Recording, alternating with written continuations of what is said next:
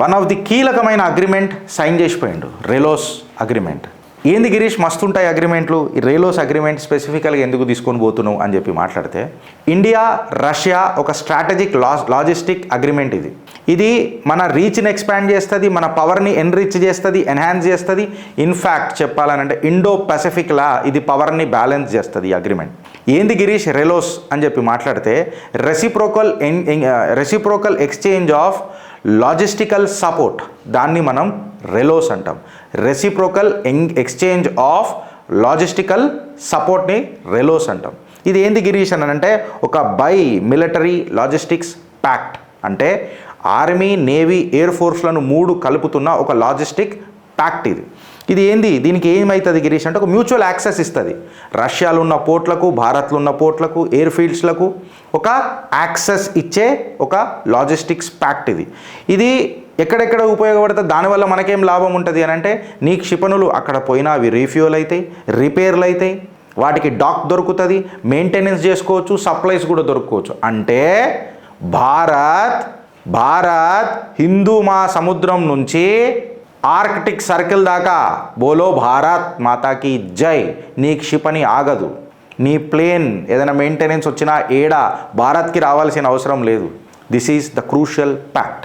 ఇది Russia ratify చేసింది 2 December 2025. ఇంతకు ముందే అగ్రిమెంట్ ఇది సైన్ చేసిరు. ఎప్పుడు గిరీష్ అని అంటే 18 ఫిబ్రవరి 2025కి దీన్ని సంతకం చేసేసారు. ఎందుకు మనకింత ఇది మ్యాటర్ అవుతుంది, రెలోస్ the reciprocal exchange of logistic support మనకు ఎందుకు ఎన్హాన్స్ అవుతుంది అని అంటే, ఇది భారత్ యొక్క లాజిస్టిక్స్ కాస్ట్లను దించేస్తుంది, తగ్గించేస్తుంది. ఎస్పెషలీ లాజిస్టిక్ కాస్ట్ల కంటే ఎక్కువ మన క్షిపణి, మన సబ్మెరీన్, మన షిప్, మన ఎయిర్ క్రాఫ్ట్ ఏదన్నా అక్కడ ఆగిపోయింది అని అంటే ఆ డిప్లాయ్మెంట్ డిలే ఎంత అవుతుందో ఒకసారి చూడండి. రక్షణ రంగంలో ఈ డిలే అనేది ఎంత ఘాతక్ ప్రభావం చూపిస్తుందో ఒకసారి చూడండి. ఇవాళ ఈ రెలోస్ ఏం చేస్తుంది అని అంటే, మన హ్యుమానిటేరియన్ డిజాస్టర్ రిలీఫ్ ఎప్పుడైతే కొంచెం మనం చేస్తాం, అందులో కూడా ఇది ఇంపాక్ట్ చూపిస్తుంది. ఇన్ఫ్యాక్ట్ అది ఎన్హాన్స్ చేస్తుంది. మన సీ ఎండ్యూరెన్స్ ఉంటుంది కదా, మిషన్ రేంజ్ ఉంటుంది కదా, అది పెంచుతుంది. Predictability, trust, long term defence పార్ట్నర్షిప్ని నమ్మకం కంకణం కడుతుంది ఈ రెలోస్ అగ్రిమెంట్. రష్యాకు కూడా దీంతో ఒక మంచి ప్రాఫిట్ ఉన్నది, అంటే గెయిన్ ఉన్నది. ప్రాఫిట్ అనొద్దు, ఒక గెయిన్ ఉన్నది. దానికి కూడా గెయిన్ అవుతుంది, లాభాలు ఉన్నాయి. ఏం లాభాలు ఉన్నాయి అని అంటే, రష్యాకి హిందూ మహాసముద్రంలో యాక్సెస్ దొరుకుతుంది. హిందూ మహాసముద్రంలో యాక్సెస్ దొరికిందనంటే టారిఫ్ తాతలకు మంచిగా జబర్దస్త్ చెక్ పడుతుంది. ఇన్ఫ్యాక్ట్ చైనా కూడా జర అప్రమత్తంగానే ఉంటుంది. First ever reliable support foot to print యావత్ ప్రపంచంలో రెలోస్ అగ్రిమెంట్. ఇంకా కరెక్ట్గా చెప్పాలనంటే, రష్యా యొక్క క్షిపణిలు చల్ల వాటర్లనే నడిచినాయి. జర్రా గర్మీ ఎట్లుంటుందో, భారత్ భూభాగం ప్రేమ ఎట్లుంటుందో, దా పుతిన్ దా నీ క్షిపణులను తీసుకొని అని ఇలా హిందూ మహాసముద్రం ఆహ్వానం పలికింది రష్యాకి.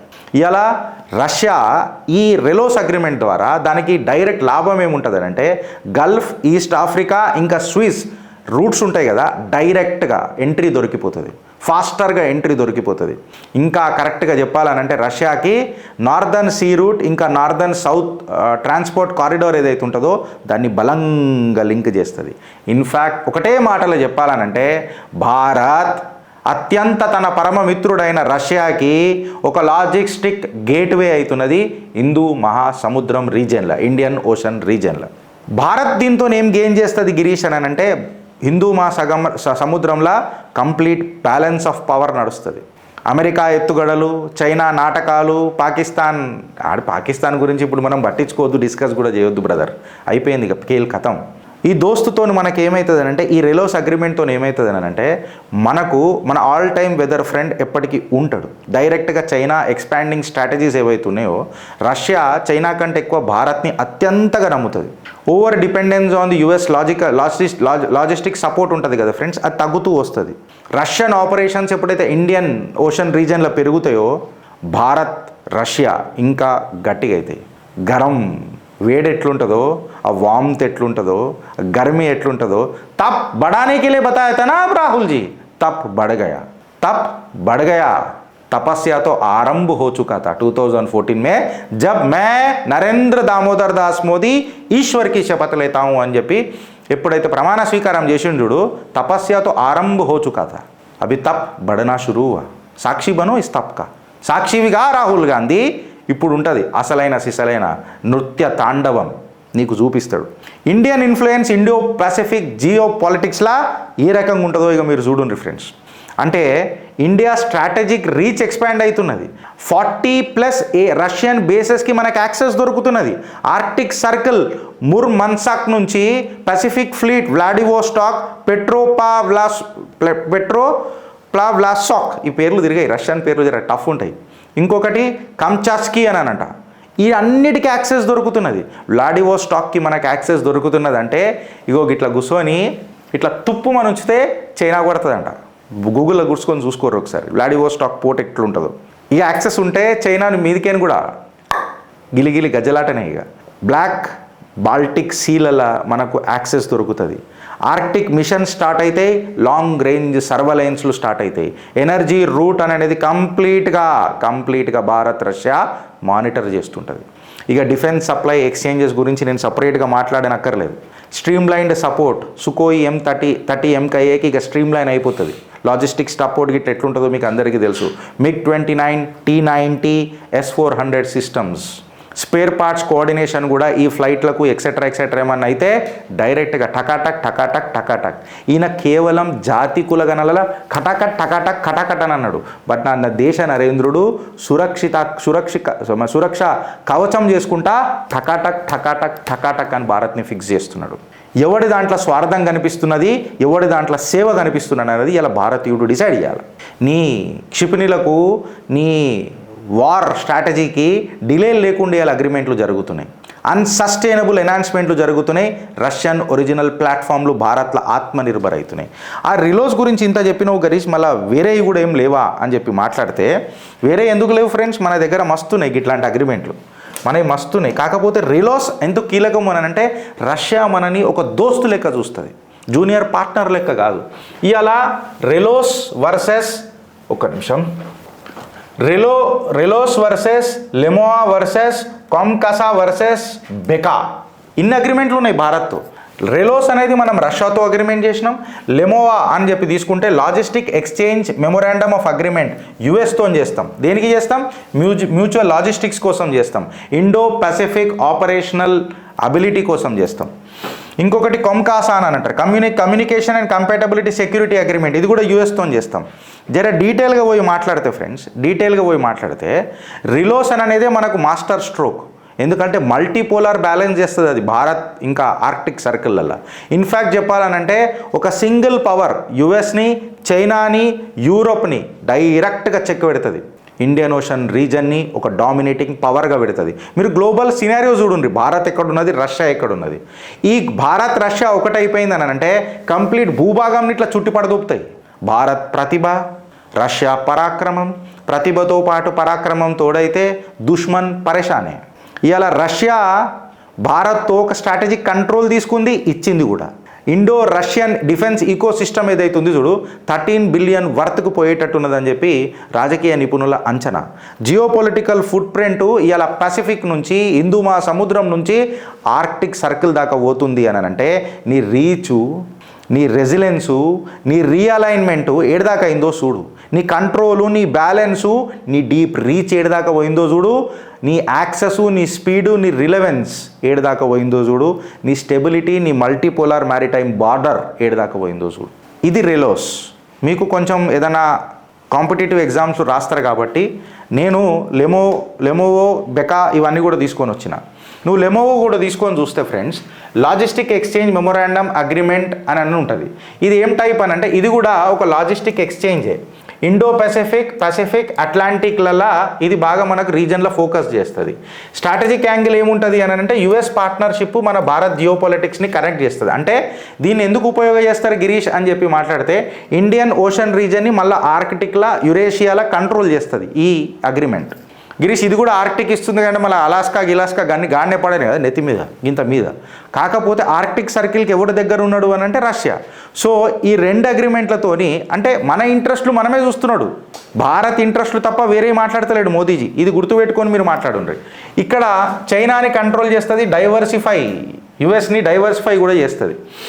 అయితే లెమో ఏదైతే ఉంది కదా ఫ్రెండ్స్, దీనివల్ల ఏం ఏం మన మన భారత్కి ఏమి ఇంపార్టెన్స్ ఉంటుంది అని అంటే, మనకు పసిఫిక్ అట్లాంటిక్ ఓషన్స్లలో యాక్సెస్ దొరుకుతుంది. లాంగ్ రేంజ్ నావల్ మిషన్స్కి, జాయింట్ ఎక్సర్సైజెస్కి మనకు యాక్సెస్ దొరుకుతుంది. ఇది ఏమవుతుంది అంటే డిప్లాయ్మెంట్కి కాస్ట్ ఇంకా టైం తక్కువ చేస్తుంది. ఇంకొకటి ఏదైతే యుఎస్ ఫోర్సెస్తో మన ఇంటర్ డిపెండబిలిటీ, ఇంటర్ పోలరబిలిటీ ఎక్సెట్రా ఉంటుంది కదా, అవన్నీ ఇంక్రీజ్ చేస్తుంది. ఇన్ఫ్యాక్ట్ హ్యుమానిటేరియన్ అసిస్టెన్స్, డిజాస్టర్ రిలీఫ్కి కూడా ఇది యూస్ఫుల్ అవుతుంది. అమెరికాకు కూడా యూస్ఫుల్ అవుతుంది. వాడికి సొంతంగా ఉపయోగపడంది వాడు భారత్తో ఏ సంతకాలు చేయడు అమెరికా వాడికి ఏమవుతుంది అంటే అండమాన్ అండ్ నికోబార్లో యాక్సెస్ దొరుకుతుంది, వెస్టర్న్ కోస్ట్ అరేబియన్ సీలో యాక్సెస్ దొరుకుతుంది, ఈస్టర్న్ కోస్ట్ బే ఆఫ్ బెంగాల్లో యాక్సెస్ దొరుకుతుంది. ఇండో పసిఫిక్ స్ట్రాటజీకి అన్ని గట్టిగా చేస్తుంది. ఇది యుఎస్ మిషన్స్ సౌత్ ఏషియాలో, ఇండియన్ ఓషన్లా కంట్రోల్ చేసుకొని కానీ ఒక తత్వం దొరుకుతుంది. భారత్ ఏ రకంగా బ్యాలెన్స్ చేస్తుందో చూడుండ్రి, దోస్తానాను డిప్లొమసీని. రష్యాతోది మన దోస్తానా, అమెరికాతోది మనది డిప్లొమసీ.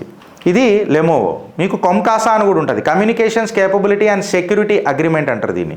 ఇది ఏం చేస్తుంది అని అంటే, ఇది secured encrypted real time communication ఎవరి మధ్యలో, ఇండియన్ ఇంకా యుఎస్ మిలిటరీ ప్లాట్ఫామ్ల మీద ఈ కమ్యూనికేషన్ అగ్రిమెంట్ అన్నమాట. ఇదేం చేస్తుంది అంటే, ఇప్పుడు యుఎస్ ఒరిజినల్ వెపన్స్ ఉంటాయి కదా, అవి ఇండియా ఆపరేట్ చేస్తుంది కదా. ఫర్ ఎగ్జాంపుల్ ఇప్పుడు మనం ఒక F-16 ప్లేన్ కొనుక్కున్నాం అని అనుకుందాం. అప్పుడు ఏమవుతుంది అంటే, ఈ కమ్యూనికేషన్ చేయాలంటే కొమ్కాసాన్ అనేది బాగా ఉపయోగపడుతుంది. ఎన్క్రిప్టెడ్ కమ్యూనికేషన్ అనమాట. వాళ్ళు డైరెక్ట్గా ఇట్లా మనం కూర్చొని hi hello how are you అని అంటే, yeah doing good, I'm eating burger అని ఇట్లా ఉండదు. That will be unencrypted communication. అదే కొమ్కాసా చేస్తుంది అనమాట. ఇది high grade encrypted American communication equipment ఉంటుంది కాబట్టి ఈ అగ్రిమెంట్ మనం ఖచ్చితంగా చేసుకోవాలి. ఇది అమెరికా ఖచ్చితంగా ఇయ్యదు, అగ్రిమెంట్ లేని మాత్రం ఖచ్చితంగా ఇయ్యదు. కొమ్కాసా ఎందుకు ఇంపార్టెంట్ ఉంటుంది అని అంటే మీకు చెప్పిన ఎన్క్రిప్టెడ్ డేటా ఉంటుంది కాబట్టి ఇది ఇండియన్ ఎయిర్ క్రాఫ్ట్లు కానీ, డ్రోన్స్ కానీ, షిప్స్ కానీ, సబ్మెరీన్లు కానీ ఏవైతే యుఎస్ సిస్టమ్స్ ఇన్కార్పొరేట్ అయి ఉంటాయో దానికి చాలా ఉపయోగపడుతుంది.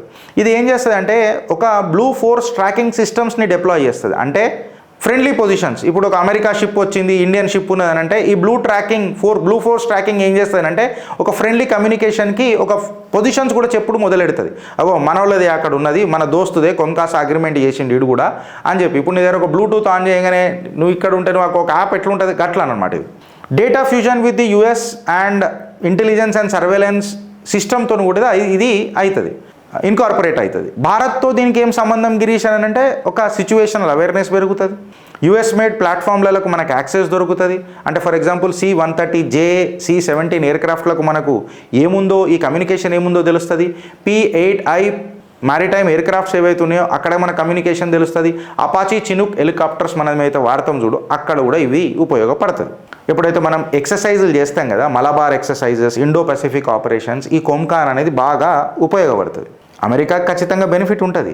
ఎట్లా అంటే అమెరికన్ ఎక్విప్మెంట్ భారత్ కొంటుంది కాబట్టి ఖచ్చితంగా ఈ మన కొమ్కాసా అగ్రిమెంట్ అనేది వాడు చేసుకోవాలి కాబట్టి ఇండో పసిఫిక్ అలయన్స్ కోఆర్డినేషన్ అనేది గట్టిగా అవుతుంది. ఇక బెకా కూడా ఉంది, ఇంచుమించు గవి కూడా గట్లాంటివి. అందుకే అవి చిన్నగా టేబుల్లో పెట్టి చెప్పేసిన ఫ్రెండ్స్. కంటెంట్ నచ్చితే ఒక నలుగురికి షేర్ చేస్తారని ఆలోచిస్తే నేను one of the good agreement from the perspective of Bharat. Bharat మాతాకి జై.